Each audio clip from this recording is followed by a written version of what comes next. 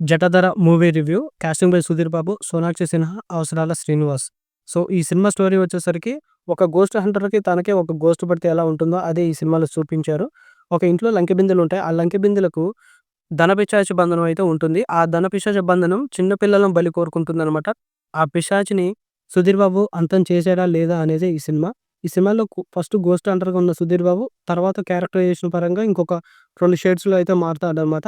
ముఖ్యంగా ఈ cinema first హాఫ్‌లో చాలా థ్రిల్లింగ్ ఎలిమెంట్స్ అయితే ఉన్నాయి. సినిమా చూసిన వాళ్ళు చాలా మంది సర్ప్రైజ్ అవుతారు ఫస్ట్ హాఫ్ వరకైతే. ఈ సినిమా తెలుగు మరియు హిందీలో అయితే నిర్మించబడింది. అందువల్ల సోనాక్షి సిన్హాని అయితే ఇందులో క్యాస్ట్ చేశారు.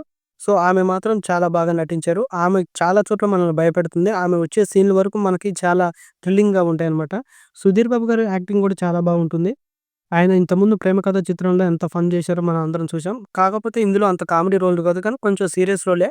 సుధీర్ బాబు గారి యాక్టింగ్ మాత్రం వేరే లెవెల్‌లో ఉంటుంది. అలాగే సోనాక్షి సిన్హాకి, సుధీర్ బాబుకి మధ్యలో ఉండే సన్నివేశాలు పోటాపోటీగా ఉంటాయి. ముఖ్యంగా సుధీర్ గారు ఒక సీన్‌లో బ్లడ్ తాగుతారనమాట.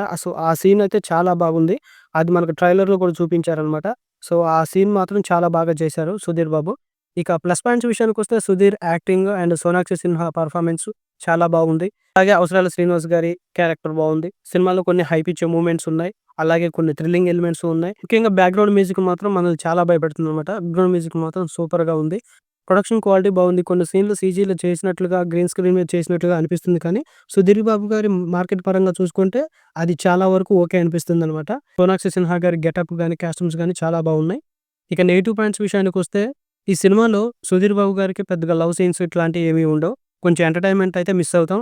డాన్స్ పరంగా ఓకే అనిపించినా గాని 1, 2 సాంగ్స్‌లో. కాకపోతే సినిమాలో లవ్ సీన్స్ అయితే ఎక్కువగా ఉండవు. ప్రేమ కథ చిత్రంతో పోల్చుకుంటే ఈ సినిమాలో పెద్దగా ఎంటర్‌టైన్‌మెంట్ అయితే ఏమీ ఉండదు. ఫన్ తక్కువ ఉంటుంది గానీ థ్రిల్లింగ్ మాత్రం ఎక్కువ ఉంటుంది ఈ సినిమాలో.